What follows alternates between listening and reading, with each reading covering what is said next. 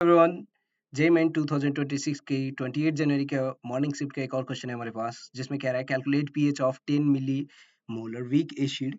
ठीक है, डिसोसिएट हो रहा है वाटर में और पूछ रहा है कि अल्फा इज नेग्लिजिबल है। ओके, तो हमारे पास अल्फा नेग्लिजिबल है।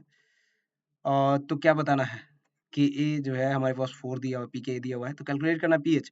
तो पीएच कैलकुलेट करने के लिए हमें कंसंट्रेशन ऑफ H प्लस पता होना चाहिए। ठीक है, तो ये क्या होता है?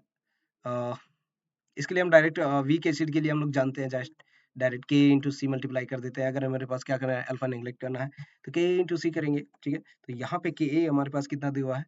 के नहीं दिया हुआ है, पीके दिया हुआ है, तो पीके से हम के जस्ट कैलकुलेट करने के 10 टू द पावर माइनस 4 कर देते हैं। ठीक है, आई होप सबको ये पता है, इतना तो बेसिक सबको पता होता है।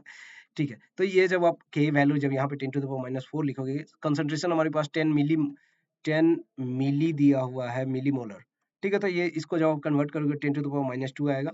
ठीक है, जस्ट मल्टीप्लाई कर दो 10 टू द पावर माइनस 2 से, तो इसका जब अंडर रूट लेके आएगा तो ये 10 टू द माइनस 6 का ये 10 टू द माइनस 3 हो जाता है। और अब क्या करना है, जस्ट हमें पीएच निकालने के लिए negative log of concentration of H plus. ध्यान रहे कि यहाँ पे हम लोग बेस 10 के बेसिस पे लेते हैं, तो ये माइनस में पहले से है, लॉग है 10, बेस लेना है 10 टू द पावर माइनस 3 का। तो ये जब आएगा बाहर में, यहाँ पावर जानते हैं क्या होता है, ये जस्ट ऑपोजिट में कूद कर आ जाता है मेंढक की तरह। तो ये -3 ऑलरेडी पहले से था, -3 ऐसे आ जाएगा, और log 10 बेस 10 जस्ट 1 होता है, तो ये 3, तो माइनस माइनस प्लस कर देगा, तो +3 इज द करेक्ट आंसर। हमारे पास पीएच कितना है इस वाले सॉल्यूशन का? तो ये हमारे पास सॉल्यूशन का पीएच जो है 1 हो जाता है, 3 हो जाता है, सॉरी। ठीक है, मैंने आंसर लिखा है 3 पर